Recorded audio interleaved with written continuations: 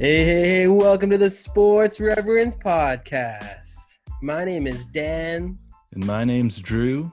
We're no experts, but we are the Sports Reverends.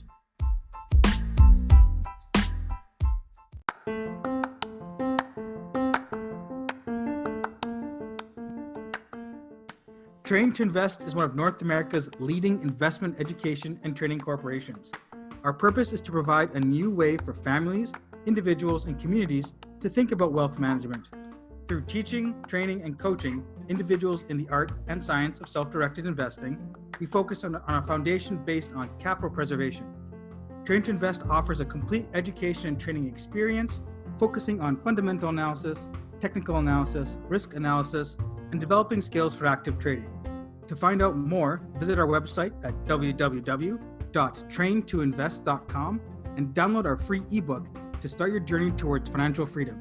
Again, that's www.train2invest.com and download our free ebook today.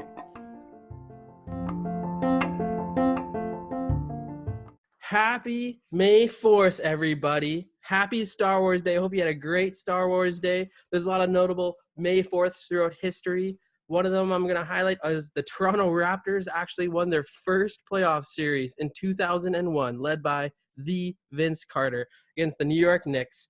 And back then, they only had 5-game series in the first round, and that was excellent for the Raptors to make a stand and win their first ever playoffs in history. Next, May 4th, that's pretty notable, is Steph Curry was named MVP in 2014-2015. Another May 4th historic day was Albert Pujols hit his 3,000th hit. Pretty exciting stuff. And lastly, I wanted to highlight Charles Barkley on May 4th in 1994 in the first round of the playoffs, scored 56 points. It was pretty impressive. Lots of May 4ths out there. It's great to have a awesome podcast today, and we got the coach with us. What's up, Coach? Not too much. Loving my May 4th. Holla at your boy. Holla at your boy. There he is. And we got all on the docket today is the MJ documentary, the docuseries, and I'm going to kick it to Drew to start us off. What are your thoughts on episode 5 and 6? Well, it was a pretty good episode. It was exciting to see Kobe. I thought it was going to be.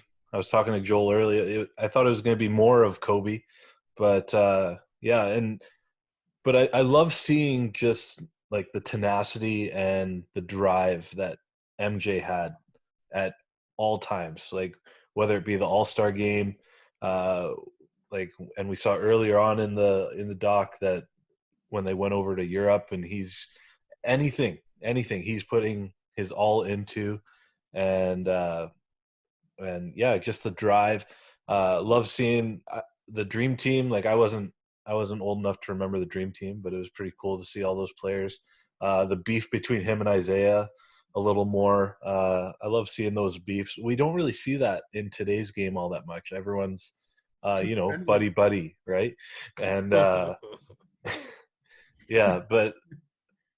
can't say enough about the doc. I love it. Today was the first day of golf season, but I made sure to take out 2 hours and watch the doc. Awesome. What are your thoughts, Coach? One thing that stuck out to me was it had in loving memory of Kobe in the beginning, but didn't say anything about David Stern. I'd always assumed that the Jordan-Stern relationship was a lot better than that. But that's just an aside point. It was honestly, I love Mondays now. In 2 weeks, when the MJ doc is over, it's going to be back to Mondays suck. But like Drew was saying, the All-Star games, with Jordan, the light switch never flicks off. You know, we talk a lot about nowadays about saving yourself for the playoffs or resting, or talking about the Lakers in the past and the second on the three-peat there, just flicking the switch with the Karl Malone team. Like you can't do that and be an elite team. And I think a lot of guys, look at LeBron. He coasts throughout the entire year and then turns it on in the playoffs. Now, luckily, the guy can do it for most part. He can flick that switch. But if you don't play that way the whole year, your team isn't going to be used to that. And to see Jordan, like we were talking about before, flipping quarters with the quote unquote security team, like he was like, "No, you guys always give me bad odds. Let's just amp it up." Right? And it's like, you make millions of dollars. These guys make maybe 40 grand at the most. Yeah. You want to take their money, but like, it's cool to see that side of things, but also see him being generous with like giving tickets away to his teammates who are obviously not going to get tickets for their families and stuff. So I think that was cool. It was a really interesting look into Jordan's life, but I also expected more about Kukoc as well, but he might come up more. He may not. I'm not sure. We'll see. What do you think? Yeah, some of my thoughts were kind of on the funny side. I loved the Jordan commercials that were replayed. They're Spike Lee. so good. Yeah, the Spike Lee one and the Gatorade ones. Like, oh my goodness. McDonald's. Another thing I noticed is that McDonald's. They changed the name of Barack Obama. Instead of being a resident of Chicago, they changed it to President Barack Obama for this episode. So I thought that was pretty funny. I thought it was really cool as well just to see the competitive nature of why they went at Tony Kukoc. It wasn't it had nothing against Tony Kukoc. It was Jay Krause's fault. Yeah, exactly. Jerry Krause's fault. It was funny seeing all the other reporters and like Charles Barkley be authentic and trying to say his name. Like classic Charles, just messing everything up with names and stuff. So I thought that was kind of cool too. I think the one thing you can take away from the entire Jordan doc is expectations. Yeah. And I think that it was very evident. That a little bit, Joel. I think it's pretty evident. Like Jerry Krause was saying, Phil's not coming back. Jordan's saying, I'm not coming back if Phil's not coming back. They've already won 2. The expectation is that the Bulls are going to win again, right? Up until this point, I don't think they've been in a game 7 in a series at all, right? So the expectation is they're going to win, and it's just like any kind of dynasty. If you look back in history, all the dynasties and the political side of things, look at sports dynasties, that quote unquote rule of more starts to eat you out from the inside. So to having that same drive, having that same desire, having that same push to excel becomes harder and harder because it's expected of you, right? Yeah. And like I think it's in the doc. Only 3 or 4 teams had won back-to-back before the Jordan Bulls did. Yeah, something like that. Right, something like that, the first time. And that just shows you how hard it is to push yourself for a full season, then the playoffs, go all the way to the end, then an off season, and then back into the new season. Yeah. You think about Jordan did that from 91, 92, then 92, 93, and then they had in between there the Olympics. That's a lot of burnout from that first section. Now you're coming through, he's older, like you just play a lot of games. And for sure, Jordan's also like, he also had a lot in between games and leaving his hotel on every moment, right? Like every moment he had to be on is what they were talking about. And exactly, you could see that taking a toll for sure. I also liked how the relationship between him and Kobe was a little bit elaborated on. He was actually a big brother to Kobe, and actually giving him advice during a game, good advice, a detailed answer. Like that's really cool. I thought it was a good mentorship there. All right. I think see what your thoughts here on the dream team, Drew, if you can elaborate a little bit more on that. And then I'm going to ask you guys a question. Oh, exciting. Oh, I'm looking forward to the question. I don't know what it's going to be, but I think it's cool. Like the United States, I don't know the history of it, but apparently they were embarrassed like the last Olympics because they weren't sending professional players and college kids. Yeah. And just to see the best players in the world like come together at that time, they were talking about like going to the Olympics put basketball on the map. Like people that wouldn't normally see these guys play, and even watching Jordan walk around, where was it, Barcelona, and that big mural on the wall, like or that poster, like just crazy, just giving them new fans and seeing the thing that stuck out the most was that practice, that scrimmage that they had where they went like crazy back and forth, and you see Barkley giving it to giving it to Jordan and talking about how like as soon as you give something to Jordan to be upset about or to drive him, like there's no stopping him. Yeah. And Barkley even said afterwards, he's like, why did I have to go and say that? Like, Yeah. but just to see like the best players playing together, playing against each other in that scrimmage, and then coming together to win was cool to see. Yeah, I thought that was really cool. So here's the question for everyone here. It's kind of, I think it's a pretty good debate that's been kind of going around as well. Would you choose the dream team or the quote unquote the redeem team as the better team? Ooh, that's a tough one. So the redeem team roster, does anyone have that by chance? The redeem one? Yeah, because we all pretty much just watched I'll pull up the redeem here. That's a really good question, actually. I'll give you props for that. So we got Chris Paul, Darren Williams, Jason Kidd. That's point guards. And then Kobe on that team. Kobe, Dwayne Wade, Michael Redd at shooting guard. LeBron, Melo, Tayshaun Prince, Carlos Boozer. I think it's a tough thing to say, simply because stylistically, and this is gonna, translate across all decades and eras or whatever, but stylistically, the game was so different when the Dream Team played versus when the Redeem Team played, right? Yeah.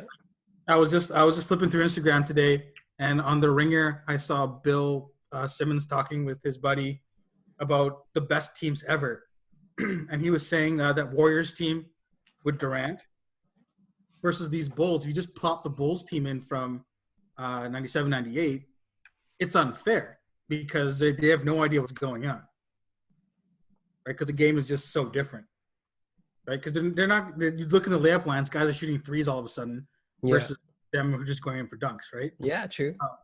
I think that I would still take a Michael Jordan-led team over the Redeem team because of that flip the switch mentality. Because LeBron would try and guard Jordan, wouldn't happen.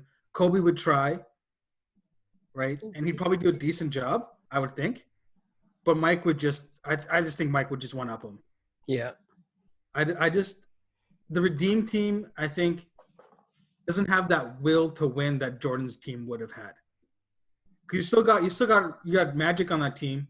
You got Barkley, you got Patrick Ewing, right? That's some size that could really match up. Yeah. It's an old Magic, though, an old Larry Bird, right? Yeah. And a young Jordan. That's pre-championship Jordan. But it's not young, like it's not super young Jordan. That's true. The only edge I would give to the Redeem team is that these are all guys right in their primes. That's fair. Yep. 2008 version of Chris Paul, Darren Williams, Kobe, Melo. Dwayne Wade, like those are like that's right coming up. LeBron, Melo. You also remember that Melo on the international stage was unreal. Oh yeah, that shorter three was just money from him. The biggest difference I see is also just bigs, right? Their bigs are way better than the Dream Team's bigs are way better than Redeem Team's bigs. Yeah, right? And that's a difference in style of play. Like yeah.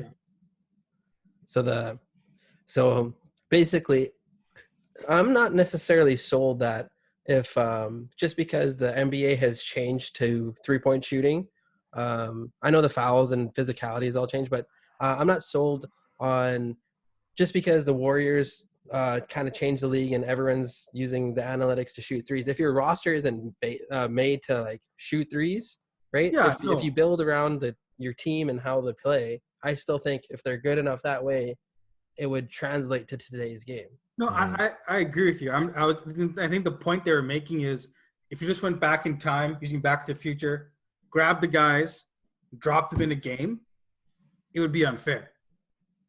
Yeah. You know what I mean? That's what I'm saying. I think same vice versa. If you went back into the future with but if Michael Jordan played today, Oh, I'm sure he would work on his it'd be like unreal. he would be a 3-point shooter. Yeah. Like he'd style his game after what the game's going to. I think if you gave this dream team 2 weeks, or even the '98 Bulls 2 weeks, just to kind of like, okay, this is what basketball is like now, Yeah. it would be over. I still think they would win. Steve Kerr would be a all-star.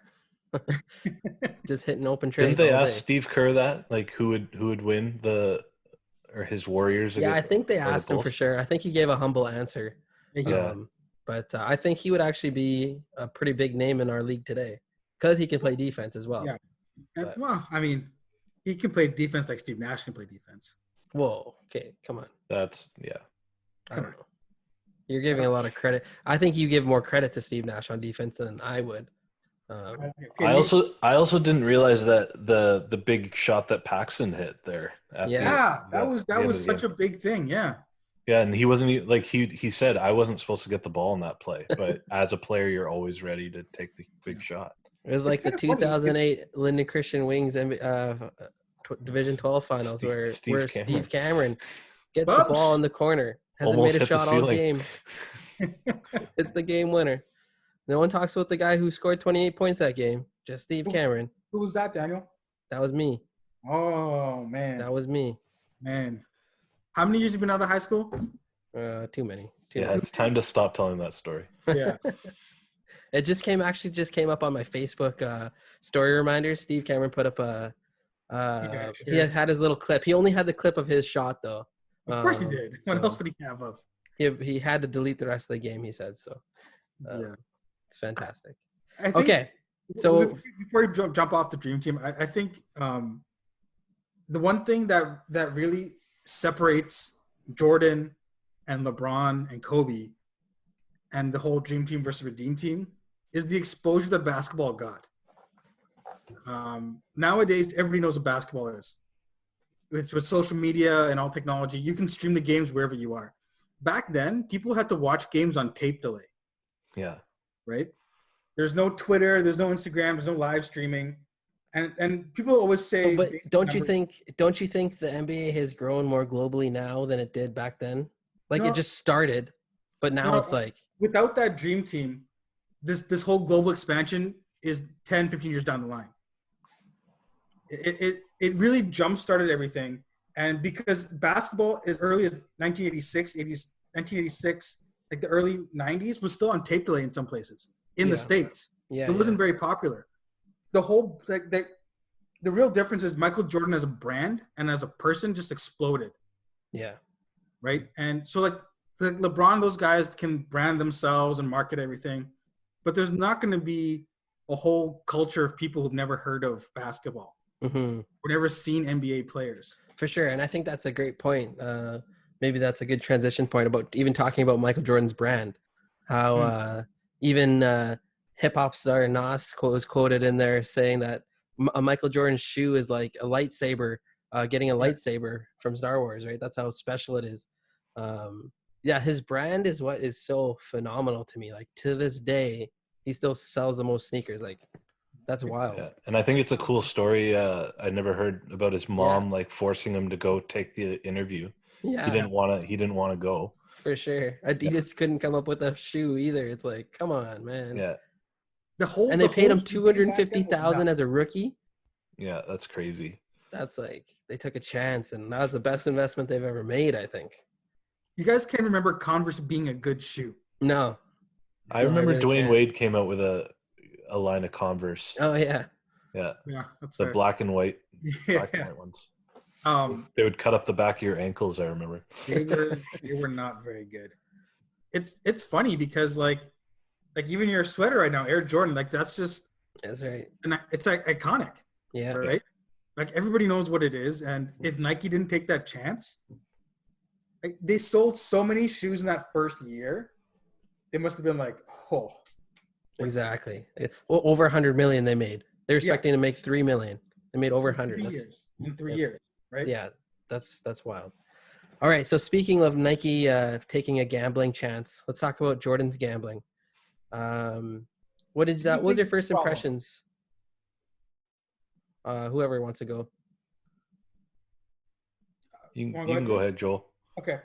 I think a lot of things. It's because it was so secretive for so long. Like no one knew why he retired in between the first and second three-peats, and it was assumed gambling and all this kind of stuff. You're But still talking about it like that. yeah, and I think that if it was a real problem, something would have come out by now. Oh yeah. Somebody would have said, "Oh, Jordan's got to go to rehab or whatever." I think Do you think he would be a billionaire? no. Yeah. Like, I mean, like when he said in the doc, like I would lose my house, I would lose all my money, I'd be on the streets, blah blah blah blah blah. I really didn't understand why it was such a big deal until you think about it in the frame set of expectations and the brand and how David Falk, his agent, and created the ideal image of be like Mike. Like they said, no one can be like Mike. Right. Even Mike couldn't be like Mike. Yeah. And like you can't hold people to such impossible. They're not Jesus, Yeah. right? Like that's the only person who could do that. And sure, he gambled a lot, but like they said, $10,000 to Michael Jordan is like $10 to us. 100%. Which is not a big deal. I think it was just a talking point. It was finally a chink in the armor of Jordan's brand and reputation. They talked about a lot about that in the doc. Yeah, and that book. The whole gambling thing. I don't think it wouldn't be a big deal. Yeah. To me. Yeah. All right, Drew, what do you think? Yeah, like I think people always look like, I forget who was talking about it, but like in America they love the rise and fall of stars, right? And Yeah. I think they were David looking Aldridge. for something. They were looking for something to see that this guy is actually human and bring him down to earth. And in doing that, I think someone said like you're going to drive him out of basketball, like all these media Magic. swarming Yeah. him. Magic. Yeah. And that's what ended up happening. I think everyone's trying to pinpoint it on the gambling when it was actually the media's coverage of what was going on that said, I'm done with this. And even his dad had to step in and like take the questions for him because he was just fed up with it. Yeah. Drew, when you first heard it, did it like sully your opinion of Michael Jordan at first? No, not at all. Like I don't condone what he did, but he said he's not breaking any league rules, team rules. Yeah. He wasn't doing anything illegal. Like this is just something he enjoyed to do. He was in his rights to do it. Yeah. And it didn't sully my opinion of him at all. Yeah, it just speaks again to his. He said, "I don't have a problem with gambling. I've got a competitive. Like, I can't turn off the competition, right? Like everything I do needs to be a competition." Yeah, that's unreal. I love that line. Do you think that? Go ahead, Joel. Sorry. Do you think that in today's news cycle, the way things are so quickly cycled through, it would have been a blip in the radar and gone through, or would it still be something that's asked about day in day out for months and months and months on end? Well, I think like there was conflicting stories on when he went with his dad to Atlantic City, right? Like if he was out the night before a game till 2:30 in the morning, I think that would still be a news story. But he said he was out by midnight, right? Yeah. Like, so it's like what really happened. Yeah, That's that's true. And in today's age, he wouldn't be able to lie about that. Like he wouldn't be able to get away with a 2.5 hour difference of. Yeah, that's true. Like there'd be pictures, there'd be TMZ showing up, like. Right. So. And like, there was I think it was released last year. Jeremy Roenick was saying he was out. I think it was before his Cavs game where he dropped a big. It was against the Cavs, I think it was. Yeah, they played 3 games of golf. Right. The day of a game. And they were drinking and it kept going and he bet lots of money. Jeremy Roenick won a lot of money that day. And he goes and drops his career high against the Cavs that day. I think it was like 48 points or something like that. Yeah, and, I remember hearing that story. because Jeremy Roenick won the first round at 18. They went out early in the morning, Right. and MJ wouldn't leave until he beat him. Exactly. So they ended up playing three full rounds of golf Yeah. the day of a game. Like, Yeah. That's insane. Honestly, I think he needed that kind of stuff just to like help his mind, right? That's what took his mind off of his competitive like basketball nature. He just needed to take his mind out of basketball for a bit so he could be ready. All right, so that's pretty good on gambling stuff. I loved how he I would rather call it competitive stuff. I loved how he was wearing his sunglasses in his interview with Ahmad Rashad and was talking about how he's sick of this all, man. I'm just I haven't been doing anything wrong. I wouldn't change the way I did anything. This is just how it is. And I liked how he's wearing sunglasses. I think that'd be perfect for memes today. So that would be his another addition. He'd be in the memes way before Crying Jordan memes. So Yeah. okay. There's also just one more thing. Yeah. We saw a lot of humanizing of Jordan. Yeah, that's true. Episodes. I think that's really important because, like, we always think about Jordan as some out of this world figure. Yeah. But he's just a guy, a normal person, stresses on things like that. So I think that was really one of the cool things. Yeah. And Jordan, like, everyone's trying to get him to fall or find that, like, TMZ thing. And this is all they could find. Like, he's a pretty stand-up guy. I love the comments and videos of how I think it was his last 2 or 3 years where he met with someone who had a disability or something for at least 5 to 10 minutes before every game. For sure in his last year is what it said in the doc. And I thought that was just like a really cool, I don't know, showing of his character too, because he has a heart and all that. So, okay, let's talk a little bit about Charles Barkley. Charles Barkley. Do you know any nicknames for Charles? Say again? Do you know any nicknames for Charles before we start? The round pound of rebound. Anything else? The round Sir mound. Charles Barkley. Yeah. Sir Charles. What else do you got, Joel? No, those are the main two ones. My favorite ever Charles Barkley story was I think it was his rookie year. He was in Philadelphia. He ordered a pizza to the bench. Oh, just unreal. Can you just imagine that? Ate the whole thing too, Ate right? the whole thing. Crushed the whole thing. Oh yes. But I think the with his personality coming out now with being on TNT and stuff, people are losing sight on the fact that he was such a dominant player. Yeah. They just hear Shaq talking about how he didn't win a ring. Yeah. And to be honest, like, that's my perspective on him, being a kid born in 92. Like, Charles Barkley is the guy on TV that's really funny, and that's it. But you don't know him as an amazing NBA player. Yeah, for sure.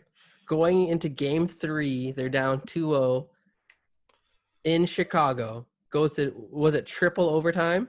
Yeah. Was that game 3? And he's the one who puts up all these points, leads them to victory. Like, that just shows how great he is. And the round before that, they were playing the Supersonics, I believe. And that's actually, he has amazing stats. He put up 40 points a couple times on Sean Kemp in that series, which is just ridiculous. And the Rain Man is a big dude. Yeah, like, Charles Barkley was so good. One of my thoughts was when Charles Barkley actually won the MVP that year, and Jordan was just you could see his fire about being mad about losing the MVP to Charles Barkley that year. And he went and he told him that he's going to win the championship trophy, especially because he didn't win MVP that year. What are your guys' thoughts on that? I wonder if Charles would trade that MVP for the ring. Yeah. Oh, hands down. Hands down. Oh, yeah. Charles is a team guy. Yeah. I mean, that was also it's kind of weird because in both three-peats, you have a white guy shooter saving the team. You have a guy who shouldn't win MVP over Jordan. And Barkley. You don't think Charles should have won MVP that year?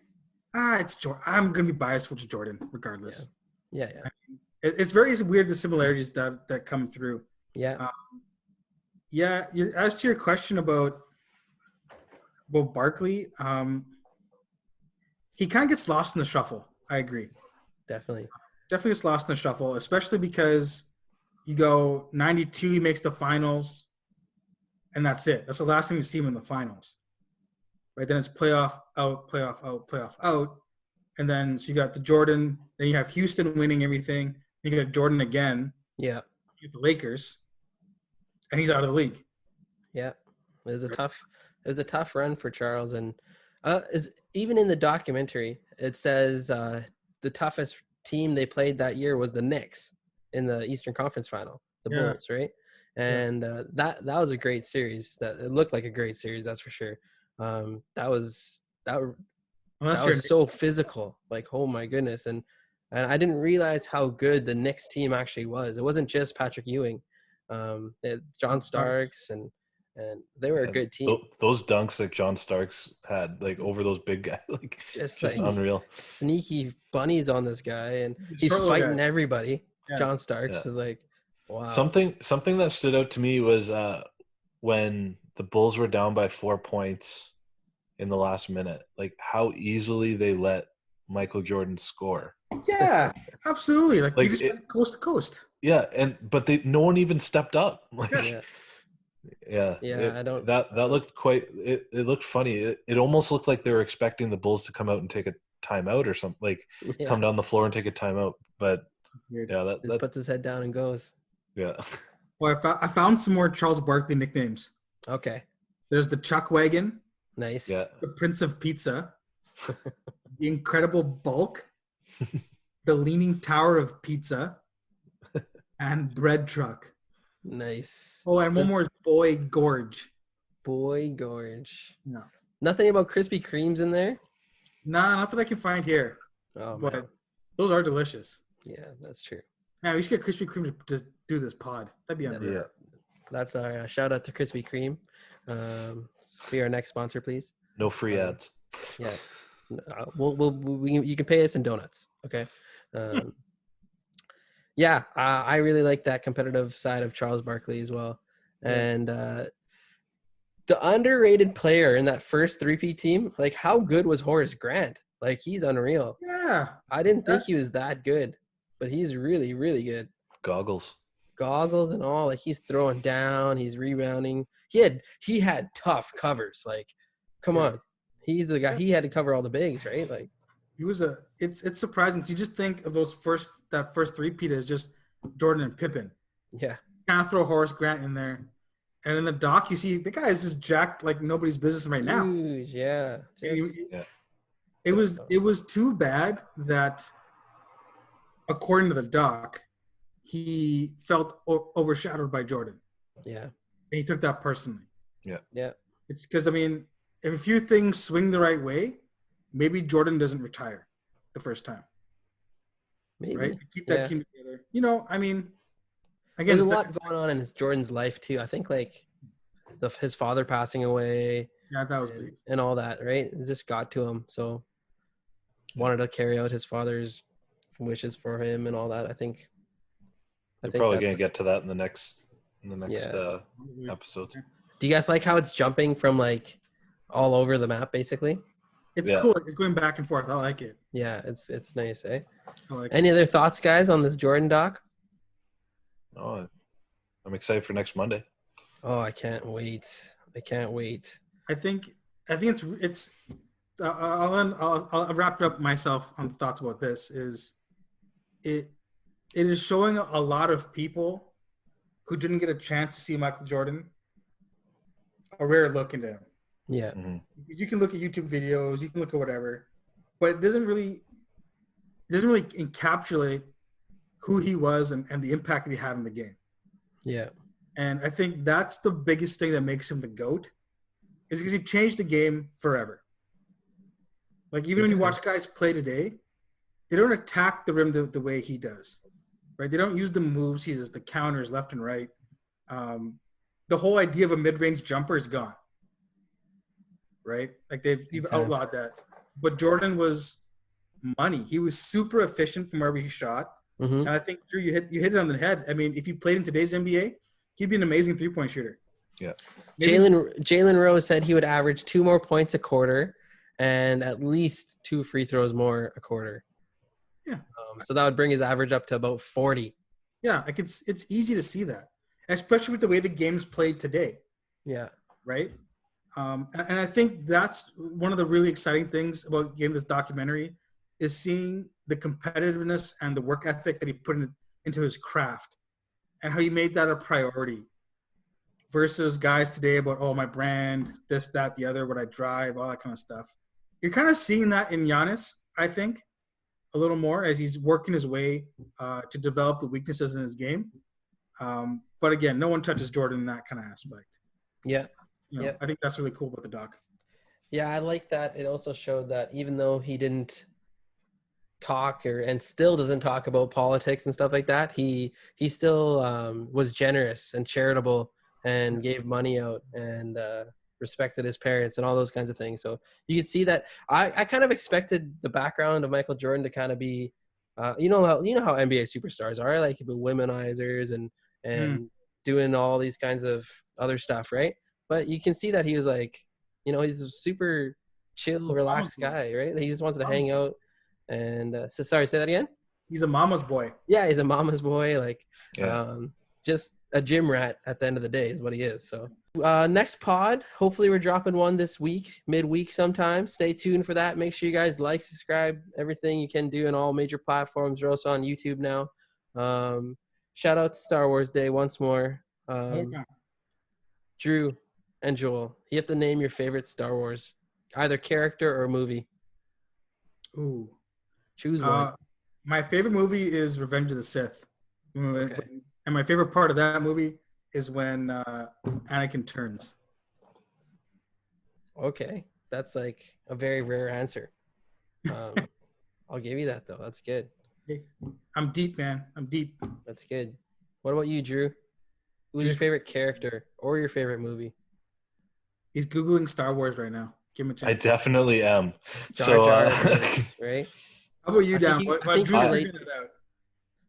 Yeah, for me, I will say my favorite character will always be Chewbacca because he's just a beast. And I love his roar, and I wish I could do that. And he's got a good shot. I want that crossbow is all I want. But it's not and if there was a one-on-one basketball game out of only Star Wars characters, I would choose Chewbacca. No Siths because they would cheat. I mean, that's just handicapping the game. Why? I would choose Yoda. Yoda just use the Force and just be like, boom, move around you. No, that'd be cheating. How is that cheating? Yoda's an honorable guy. How is that cheating? I don't know. It just seems like it's cheating. See, it seems. See, now you're bending the rules to make it fit your theme. Well, Yoda was honorable. I don't think that's honorable. Just because Force is supposed to be used to defend things. All right, Drew. Shout it out. I'm a Han Solo fan. I definitely. I love Harrison Ford. So that's good. It's my pick. That guy's got some crazy roles though, Harrison Ford. Yeah, he does. We can make a whole pod just about him. Indiana Jones. But we won't. We're the Sports Reverends. So we will see you guys later this week. Peace out, y'all. Peace. Yeah.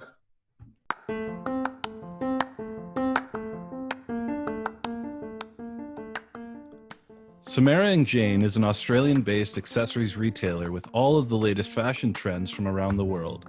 Ladies, update your style game with gorgeous earrings, necklaces, and other jewelry for affordable prices. And guys, you can shop for that special lady in your life too.